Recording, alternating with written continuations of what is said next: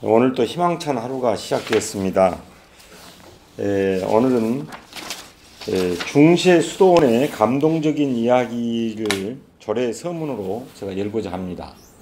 여러분, 중세에 영성이 충만했던 어느 수도원의 이야기입니다.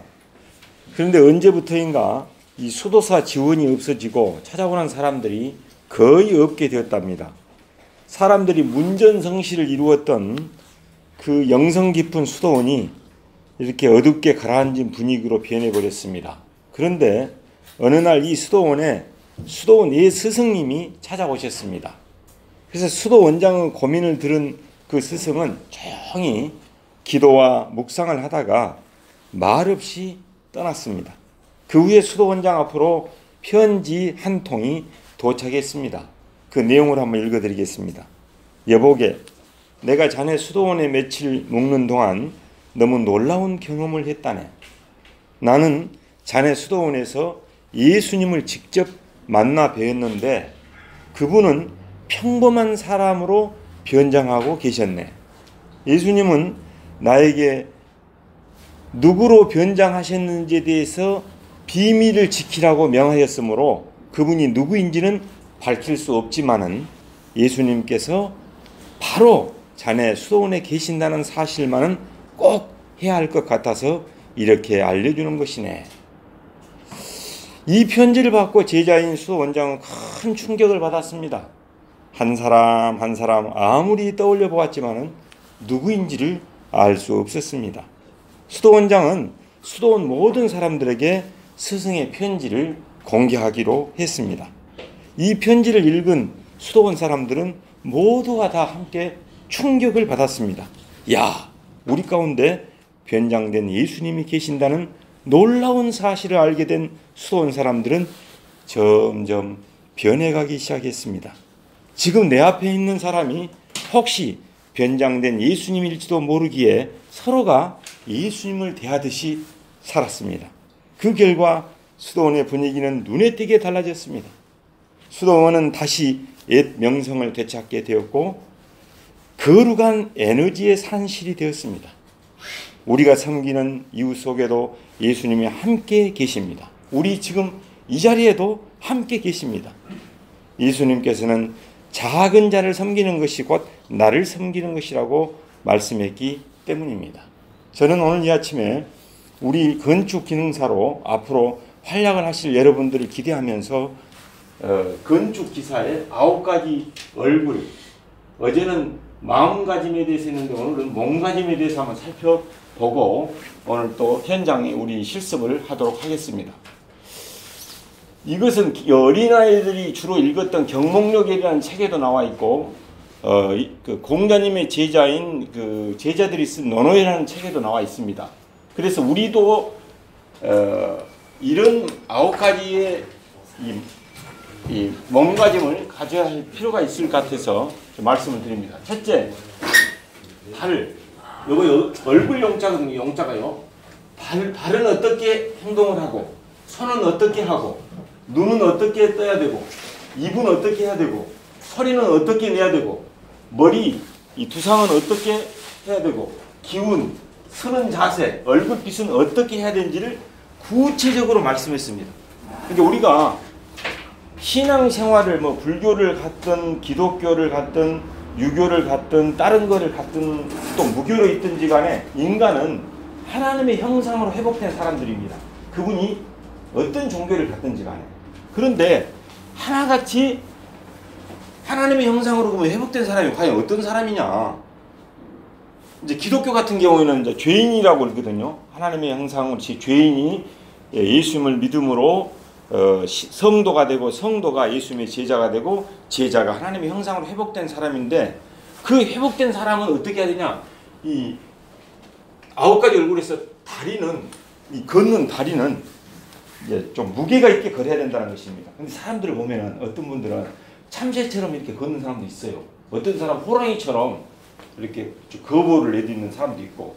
그런데 남자든 여자든 다리는 그리고 걷는 모습이 약간 좀 무게 중심이 있어야 된다 이런 이야기고, 손은 우리 손 동작은 공손한 자세를 취해야 된다.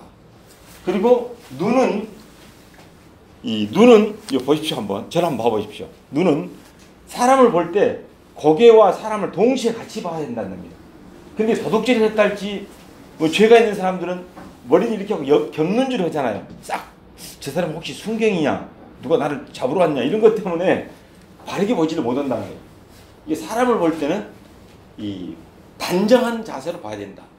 그 다음에 입은 한일자로 돼 있잖아요. 근데 어떤 사람은 습관적으로 입을 한쪽으로 올린다 할지 이런 사람이 있어요.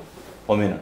그런데 입은 평상시에 한일자로 반듯하게 돼야 한다. 그 다음에 소리는 고요할 정자. 소리가 좀 고요하지 못한 분들이 있잖아요. 자기 자신을 타고난 음성도 물론 있겠지만 고요한 소리를 가져야 된다. 그 다음에 머리는 걸으면서도 고개를 이렇게 제끼고 다니는 사람도 있어요. 습관적으로. 근데 머리는 반듯한 자세를 가져야 된다. 그 다음에 기운은 엄수갈 숙자입니다. 사람에게 나타나는 기운이 있거든요. 누구든지. 저 엄수갈 그런 자세를 가져야 된다.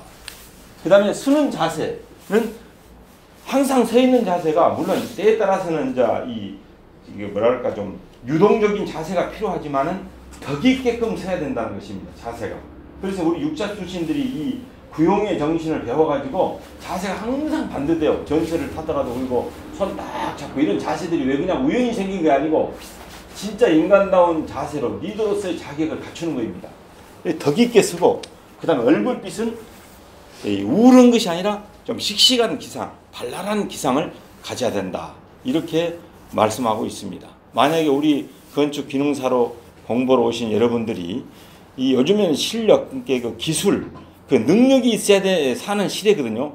자격을 갖출 뿐만 아니라 타일 기능사든 도장 기능사든 방수 기능사든 진짜 인간다운 인간으로서 그런 실력을 만약에 갖추면은 실력과 인격과 실력을 갖춘 분들이 여러분들을 통해서 배출된다면은 우리 부산 직업 건축학교뿐만 아니라 여러분들의 가정과 미래에도 큰 행복과 축복이 임하게 될 줄로 믿습니다.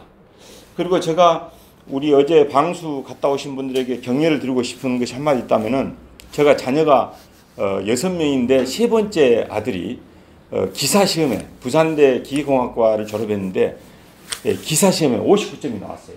그래서 떨어졌어요. 그래갖고 저한테 와서 우는 거예요. 아버지, 내 친구들은 다 합격을 해갖고 다 하는데 나는 취업도 못 오고 딱 60점 맞아보려고 했는데 59점이 나왔다. 그래서 제가 그랬어요. 아들아, never give up. 사람은 그럴 수도 있다. 그러나 결코 포기하지 말라. 너를 오히려 더 큰 그릇으로 쓰기 위해서 너에게 하나님이 특별히 간섭하고 계시는 것 같다. 그랬더니 아들이가 진짜 엉엉 우는 거예요. 아버지한테 미안해는 말이에요. 왜냐하면 나이는 29살이나 돼가지고 장가갈 때는 다 됐는데 대학은 나왔던 놈이 취업도 못 오고 그러니까 얼마나 마음이 아팠겠어요. 근데 나는 그 아들을 진짜 껴안고 위해서 기도를 해주고 힘을 심어줬어요.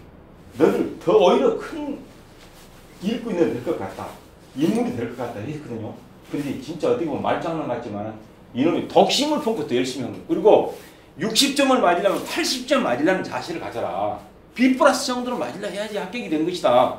그랬더니 이놈이 진짜로 오히려 실패가 성공의 계기가 돼가지고 3기사가 됐어요. 기사를 3개를 따버렸어요. 그래갖고 전번에 한국가스개발공사에서 1명 뽑는데 이놈이 도전을 한 거예요. 그래가지고 1명 뽑는데 합격을 해버렸어요. 그래갖고 지금 한 달도 안 됐는데 취업해가지고 막 방어드리려고 정신이 없었습니다. 그래서 저는 여러분에게 똑같은 위로를 드리면서 힘을 드리고 싶습니다. never give up. 혹시 여러분 실패했습니까? 다음 게 더 큰 그릇으로 사용하기 위한 큰 계획이 있다고 저는 생각이 듭니다. 열심히 하다 보면은 단순, 반복, 숙련, 집중, 인내하고 나가게 되면은 진짜 간증하는 그날이 올 줄로 믿습니다. 오늘 이것으로 조례는 마치고 우리가 또 실습 현장 실습을 해서 한번 완성해 나갑시다. 감사합니다.